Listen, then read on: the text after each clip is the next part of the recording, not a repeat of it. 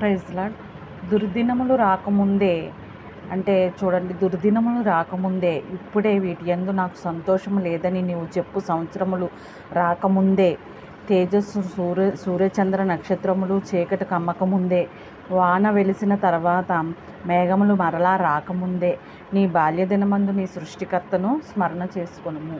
చూసారమ్మా, మన బాల్య దినమందు సృష్టికర్తను స్మరణ చేసుకున్నట్లయితే మనము ఎల్లప్పుడూ కూడా దుర్దినములు అనేవి రాకుండా ఉంటాయని, మరి వాటి యందు సంతోషం లేదని మనం చెప్పకుండా ఉంటాం. అంటే చిన్నప్పటి నుంచే మనం దేవుణ్ణి వెంబడించినట్లయితే చక్కగా మనకి ఆశీర్వాదం మన వెంట వస్తుంది. మన ఆశీర్వాదాన్ని ఎవరు తీసివేయలేరు. ఇప్పుడు చూడండి, యవనస్తులు చక్కగా దేవుని మార్గంలో నడుచుకున్నప్పుడు ఎంత వాళ్ళ జీవితం ఎంత ఆశీర్వాదకరంగా ఉండడం చూస్తాం. అలాగే మరి చిన్నప్పుడే మనం సృష్టికర్తని స్మరణ తెచ్చుకున్నట్లయితే నీ బాల్య దినమందు మరి మనం ఇంకెంత బాగుంటుంది మన జీవితం.